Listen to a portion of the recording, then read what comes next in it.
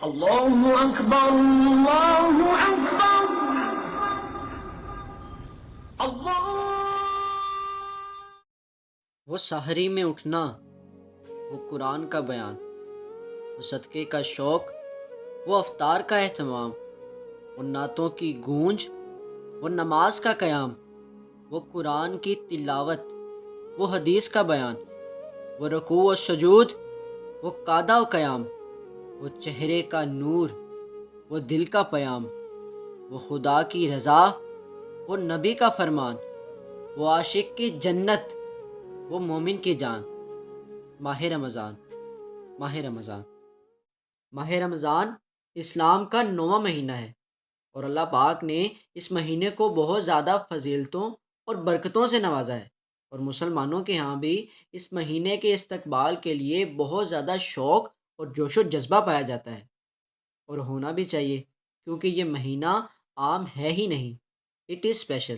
اور آج کی اس ویڈیو میں ہم یہی بات کریں گے کہ why this month is so special, اور بات کریں گے ماہ رمضان کے فضائل کے بارے میں. اور وہ فضائل نہیں کہ شیاطین کو قید کر لیا جاتا ہے، جنت بانٹی جاتی ہے، جہنم سے خلاصی ملتی ہے، نہیں، یہ تو سب بتاتے ہیں. میں آپ کے ساتھ ماہ رمضان کے ان فضائل کو شیئر کروں گا جو کہ مجھے یقین ہے کہ آپ نے آج سے پہلے کبھی نہیں سنے ہوں گے، اور اگر کبھی سنے بھی ہوں گے تو اس طرح سے سمجھے نہیں ہوں گے. And at the last but not the least, آپ کے لیے ایک سرپرائز ہے، ایک خوشخبری جس کو سننے کے بعد آپ کا دل باغ باغ ہونے والا ہے. اور اگر آپ کا ارادہ اس سال روزے رکھنے کا 50% ہے تو مجھے یقین ہے کہ اس فضیلت کو سننے کے بعد آپ کا ارادہ 100% ہونے والا ہے، اور آپ کا ایمان بھی مضبوط ہوگا. تو ویڈیو کو اینڈ تک دیکھیں، کوئی بھی پارٹ مس مت کیجیے گا، تاکہ آپ ہر چیز کو اچھے سے سمجھیں. رمضان عربی زبان کا لفظ ہے جس کے معنی ہے جلنا، جھلس جانا، ختم ہو جانا، راکھ بن جانا، بھسم ہو جانا، یعنی کہ دی اینڈ. میری طرح آپ بھی سوچ رہے ہوں گے کہ ماہ رمضان جو کہ رحمتوں اور برکتوں والا مہینہ ہے، اس کے نام کے معنی ختم ہو جانا اور جلنا کے کیوں ہیں؟ تو یہ مہینہ اتنی برکت اور اتنی فضیلت والا ہے کہ جیسے جیسے مسلمان اس مہینے میں اللہ تعالیٰ کی بتائی ہوئی گائیڈ لائنز کو فالو کرتا ہوا آگے بڑھتا چلا جاتا ہے، ویسے ویسے اس کے پچھلے گناہ ختم ہوتے رہتے ہیں، جھڑتے رہتے ہیں، جلتے رہتے ہیں، یہاں تک کہ وہ مسلمان ماہ رمضان کی آخری رات کو پہنچ جاتا ہے اور اس کے پچھلے سال کے سارے گناہ ختم ہو جاتے ہیں. اللہ اکبر. یہ ہے ماہ رمضان کی وہ فضیلت جو کہ اللہ کے رسول صلی اللہ علیہ وآلہ وسلم نے بیان کی. And the second and most important thing about ماہ رمضان جو کہ اسے باقی مہینوں سے یونیک اور مقبول بناتی ہے، وہ یہ ہے کہ جتنے بھی اسلامی مہینے ہیں، چاہے وہ محرم، صفر، ربیع الاول، ربیع الثانی اینڈ اپ ٹو سون، جتنے بھی مہینے ہوں، ان سب کے نام عرب کے لوگوں نے رکھے ہیں، لیکن ماہ رمضان وہ پہلا اور واحد مہینہ ہے جس کا نام اللہ پاک نے خود رکھا، اور اس کی شان میں قرآن پاک میں آیات بلکہ پوری سورہ نازل کی. اب آپ خود اس بات کا اندازہ لگائیں کہ جس مہینے کا نام تک اللہ پاک نے خود رکھا ہو، وہ مہینہ کتنی برکت اور کتنی عظمت والا ہوگا. انسان اگر چاہے تو بھی اس بات کا اندازہ نہیں لگا سکتا کہ اللہ پاک نے اس مہینے میں کتنی برکتیں اور کتنی عظمتیں رکھی ہیں. تیسرے نمبر پر اگر ہم بات کریں تو بات ہوتی ہے جنت کی. دوستو، جنت اللہ تعالیٰ کی وہ نعمت ہے جس کی خواہش ہر مسلمان کرتا ہے، اور یہ وہ واحد چیز ہے جس کی لالچ میں عبادت کرنا بھی جائز ہے. ہر وہ مسلمان جو اللہ تعالیٰ کی عبادت کرتا ہے اور اللہ تعالیٰ کے سامنے سجدہ ریز ہوتا ہے، اس کے دل میں جنت کے حصول کی خواہش ضرور ہوتی ہے. وہ چاہتا ہے کہ اللہ تعالیٰ اسے جنت الفردوس میں اعلیٰ سے اعلیٰ مقام عطا فرمائے اور اس کے حصے کی جنت اس کی ملکیت میں دے دی جائے. لیکن یہ ماہ رمضان اس قدر فضیلت اور اس قدر برکت والا مہینہ ہے کہ اس کے استقبال کے لیے سارا سال جنت کو آراستہ کیا جاتا ہے.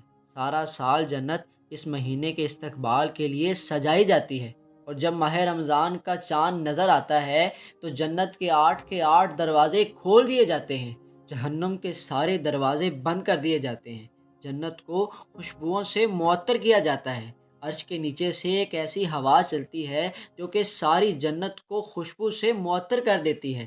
ساری حوریں اپنے خیموں سے باہر نکل آتی ہیں۔ جنت کا ہر ذرہ اس روز خوشیاں منا رہا ہوتا ہے۔ یہ ساری کی ساری تیاریاں اس ماہ مبارک کے لیے جو کہ اللہ تعالیٰ نے خاص امت محمدیہ کے لیے مخصوص کر دیا ہے۔ یہ ہیں ماہ رمضان کی وہ فضیلتیں، وہ عظمتیں جن سے ہم یکسر لا علم ہیں۔ مجھے امید ہے کہ آپ کو یہ ویڈیو پسند آئی ہوگی۔ And at the last but not the least, آپ کے لیے ایک سرپرائز ہے، ایک خوشخبری جس کو سننے کے بعد آپ کا دل باغ باغ ہونے والا ہے۔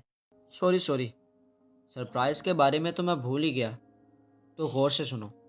اللہ تعالیٰ قرآن پاک میں ارشاد فرماتے ہیں کہ روزہ میرے لیے ہے اور میں ہی اس کا اجر دوں گا۔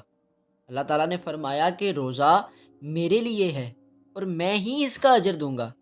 بلا شبہ ساری عبادات اللہ تعالیٰ کے لیے ہیں، لیکن بندہ مومن اس دنیا میں چاہے جو بھی نیک کام کرے، چاہے وہ نماز پڑھے، زکوٰۃ دے، حج کرے، صدقہ دے، فطرانہ دے، کسی کی مشکل حل کرے، کسی سے اچھے اخلاق میں بات کرے، عرض یہ کہ دنیا جہان کا کوئی بھی نیک کام کرے، اس کا ثواب، اس کا اجر طے ہے، جو کہ جنت کی صورت میں انسان کو قیامت کے دن ملے گا۔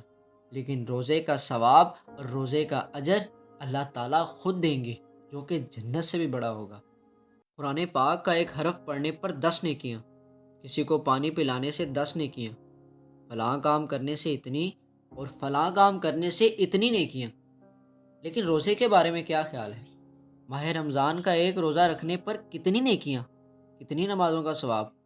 اللہ کے رسول صلی اللہ علیہ وآلہ وسلم کا فرمان ہے، اس کا مفہوم کچھ یوں ہے کہ اگر کوئی مسلمان کسی عذر کی وجہ سے ماہ رمضان کا روزہ چھوڑ دے اور پھر اس کی قضائی میں ساری زندگی بھی روزہ رکھتا رہے، تب بھی وہ اس ایک روزے کے ثواب کو نہیں پہنچ سکتا۔ اللہ اکبر! یہ ہے وہ روزہ جس کا اجر اللہ تعالیٰ خود دیں گے۔ اگر انسان جنت کا تصور کرے تو انسان جنت کی نعمتوں کا تصور نہیں کر سکتا۔ انسان کی عقل جہاں پر ختم ہوتی ہے، وہاں پر جنت کی نعمتیں شروع ہوتی ہیں۔ تو ذرا تصور کریں کہ جس کا اجر، جس کا ثواب جنت سے بھی بڑا ہو، اس کی فضیلت اور اس کی عظمت کیا ہوگی۔ مجھے امید ہے کہ آپ کو یہ ویڈیو اچھی لگی ہوگی۔ اس ماہ رمضان میں رہوں گا آپ کے ساتھ، خود بھی سیکھوں گا اور آپ کو بھی سکھاؤں گا اچھی باتیں اور خاص دنوں کے خاص وظائف۔ سبسکرائب